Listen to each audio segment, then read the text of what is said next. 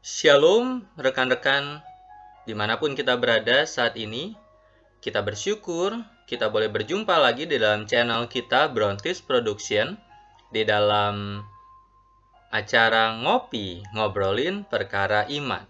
Dan kalau teman-teman merasa terberkati dengan channel ini, maka silakan subscribe, like, komen, dan jangan lupa tekan tombol bell untuk bisa mendapatkan notifikasi terbaru ketika ada video terbaru dari Brontis Production.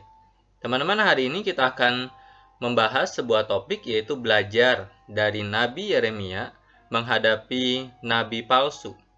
Teman-teman, kerajaan Yehuda dalam zaman Nabi Yeremia mengalami situasi yang sulit karena kerajaan Yehuda mulai mengalami masa-masa kehancuran, sedangkan kerajaan Babel mengalami masa kejayaan. Akibatnya penaklukan terhadap kerajaan ini terjadi dan pembuangan ke Babel sudah di depan mata. Dalam situasi ini maka muncul banyak nabi yang menyuarakan bahwa kerajaan Yehuda tidak akan kalah. Mereka harus tetap berjuang dan mendapatkan kemenangan terhadap kerajaan Babel. Embel-embel bahwa berita yang mereka sampaikan berasal dari Tuhan sendiri. Di tengah mayoritas para nabi yang berkata bahwa Tuhan berkata, "Jangan mau menyerah," maka muncul Yeremia. Berita yang disampaikan Yeremia sangat bertolak belakang dengan para nabi yang katanya diutus Tuhan, dan katanya Tuhan sudah berbicara dengan mereka. Tapi Yeremia tidak bergeming dengan berita yang dia sampaikan. Bahkan dalam Yeremia 14 ayat yang ke-14 dituliskan, Tuhan berfirman kepada Yeremia, "Para nabi itu bernubuat palsu demi namaku. Aku tidak mengutus mereka, tidak memerintahkan mereka, dan tidak berfirman kepada mereka. Mereka menubuatkan kepadamu penglihatan bohong, meramalkan kosong, ramalan kosong, dan tipuan rekaan hatinya sendiri." Dari firman Tuhan ini, Yeremia dikuatkan bahwa para nabi yang katanya diutus oleh Tuhan ternyata bukanlah nabi Tuhan, melainkan nabi yang katanya atau kebohongan semata, yang hanya mengatakan apa yang dinilai hatinya baik, tapi bukan diutus oleh Tuhan untuk bernubuat. Karena pada masa itu, memang Tuhan sedang menghukum kerajaan Yehuda, dan hukuman Tuhan berupa kekalahan dan pembuangan orang-orang Yehuda ke Babel. Sayangnya orang Israel lebih mendengar apa yang dikatakan oleh nabi palsu ini dibandingkan kebenaran yang disampaikan oleh Yeremia. Kenapa mereka begitu lebih memilih nabi palsu ini? Karena nubuat yang disampaikan oleh mereka itu menyenangkan telinga dan menarik untuk didengarkan. Akibatnya, mereka tidak akan diampuni oleh Tuhan dalam hal ini. Yeremia coba memohon kepada Tuhan agar murkanya kepada umat segera berakhir. Tetapi mereka ternyata lebih peduli dan lebih percaya kepada nubuatan nabi palsu itu.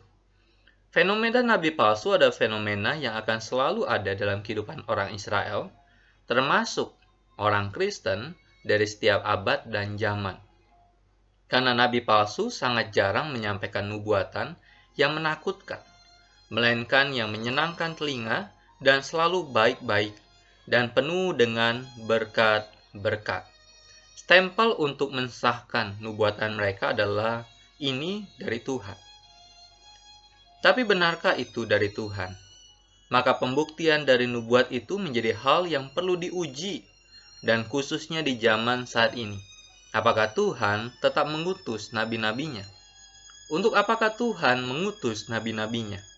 Untuk memberikan firman baru, selain firman yang tertulis dalam Alkitab?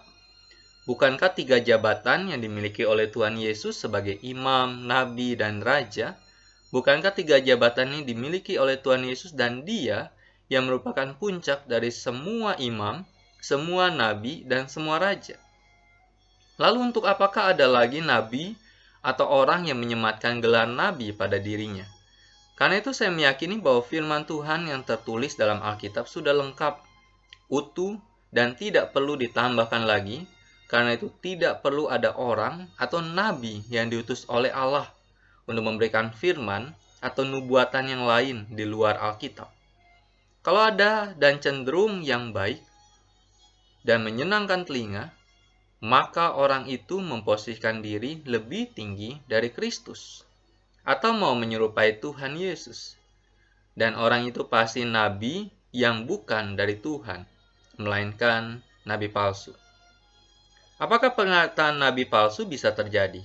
Bisa saja, karena nabi palsu pasti diutus oleh kuasa kegelapan, dan bukankah banyak tipu muslihat yang digunakan oleh iblis untuk menyesatkan anak-anak Tuhan?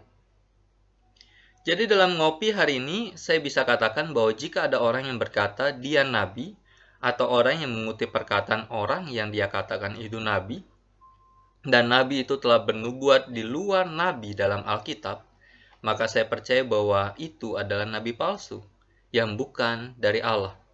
Ini bukan soal gagal paham, atau tidak mengerti, tidak seperti yang banyak disampaikan oleh para hamba Tuhan yang mendukung penyataan bahwa itu nabi yang benar, padahal palsu. Karena saat dikatakan nubuat nabi A atau nabi B, maka kata nabi dan nubuat itu sudah salah untuk masa ini. Jadi daripada kita hobi mendengar nubuatan palsu dari nabi palsu dan akan membuat kita binasa, maka lebih baik kita setia membaca Alkitab, merenungkan dan melakukan firman dalam hidup kita, agar hidup kita tidak tersesat dan mudah disesatkan. Oh iya, nabi asli dalam Alkitab pasti tidak akan pernah menganulir nubuatan yang dia sampaikan, dan tidak pernah mengajak umat untuk mendoakan agar nubuat itu terjadi, karena kalau nubuat itu dari Tuhan, maka nubuat itu pasti terjadi tanpa kita harus memohon di dalam doa supaya nubuat itu terjadi. So, terus bertumbuh dalam iman pada Tuhan dan jangan mudah disesatkan. Tuhan Yesus memberkati setiap kita.